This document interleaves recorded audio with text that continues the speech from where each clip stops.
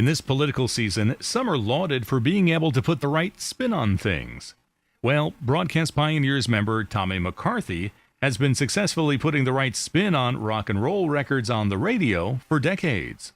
He started building his legendary record collection of 45s, LPs, and CDs after meeting Dick Clark and dancing on American Bandstand as part of his 14th birthday celebration.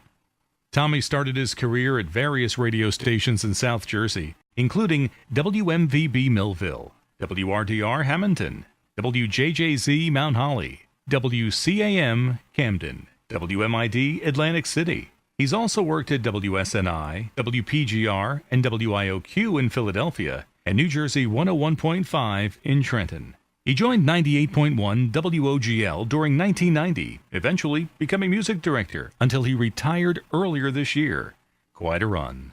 Through the years, Tommy has emceed shows with stars such as Smokey Robinson, The Four Tops, The Drifters, Little Richard, Chuck Berry, The Beach Boys, and The Temptations. One of his fondest memories is hosting shows with three of Philadelphia's favorite sons, the Golden Boys of Bandstand, Frankie Avalon, Fabian, and Bobby Rydell.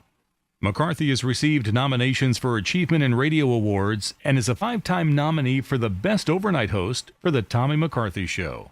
He was also spotlighted in the national publication Philadelphia City of Music. In September 2004, Tommy started another chapter in his broadcasting career with a weekly radio and television show on the QBC TV2 cable network in southern New Jersey. Every Saturday night from 7 till 10, he does a live radio show on TV, the Tommy McCarthy Treasure Chest. He may be an oldie, but he's definitely a goodie.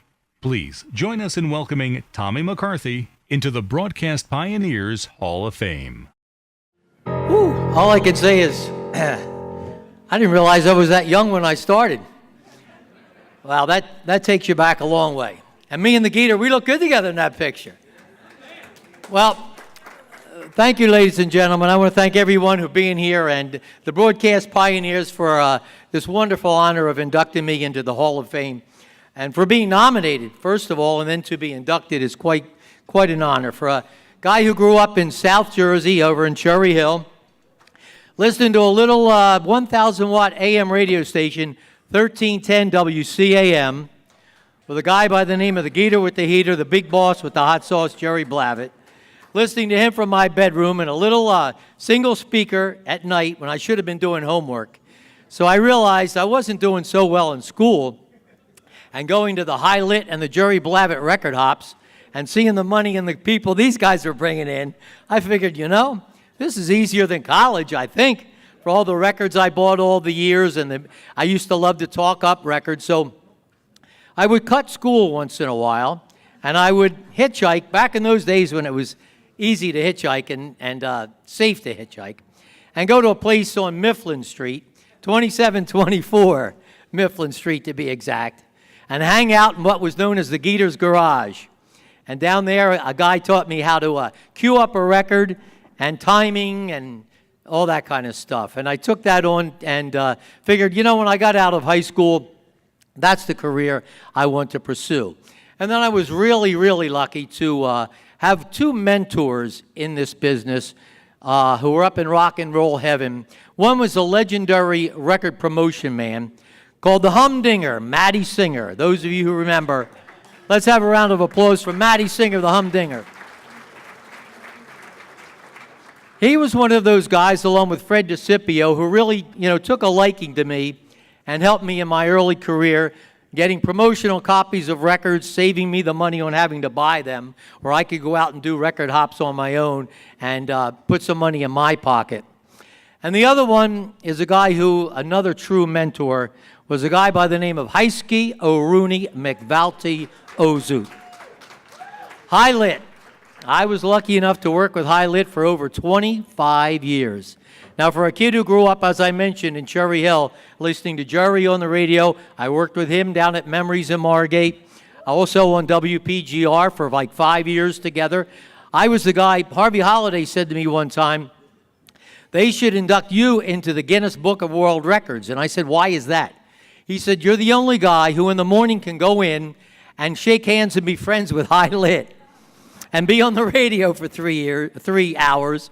And then in the afternoon, shake hands with Jerry Blavat when he comes in to relieve you, and be friends with both of them. Because if you know that history, you'll know what I'm talking about. So I took that as a real honor that both Jerry Blavat and High Lit took a liking to a kid who, grew up listening to them in the bedroom. So I appreciate that and how my career had gone through the years, and then also became friendly with Dick Clark. And through many, many years, I was the MC for all of the American Bandstand Dancers reunions that we would do at the original studios with people like Frankie Spagnola, one of the original dancers, who's here tonight sitting at my table. He danced on Bandstand. He actually graduated from high school with Jerry. So those guys go back a long time. So I was always lucky to follow my dream, try not to step on anybody's toes, but have a determination and a drive, and where people could not say no to you because you knew a better way to get around and turn it from a no to a yes. So that's what I took pleasure in doing. And so to know Dick Clark and grow up after watching Bandstand as a young child and getting a groove with music was just my drug. For everything else that was going on in the world, I could always close the door of my bedroom, bring out my 45 RPMs, put them on a turntable, watch it spin around, and just watch loving those records spin around. And then through all those years working for CBS Radio here in Philadelphia as a music director for 98.1 WOGL, as Harvey Holliday's music director, programming his Street Corner Sunday for over 15 years, and of course, as I mentioned, with High Lit and so many others. But Don Cannon was another gentleman. Let's have a round of applause for Don Cannon. Now, he's another guy who took me under his wing. We did many, many nightclubs and record hops together over the years, so God bless him. He's also up in rock and roll heaven. But as my career went on, to maintain friendships, that's the one thing, to have friendships along the way, but to maintain friendships in this rough and tumble business is a tough thing to do. But there's another gentleman in this room who I've been able to do that throughout my entire career, and that's the person who was the Man of the Year last year, Mr. Bob Pantano, and his beautiful wife, Debbie, who bust in my cheering section tonight, so I appreciate that, Bob. I know he's going on later to go to Poppy's in South Philly and keep the crowd dancing as he always does.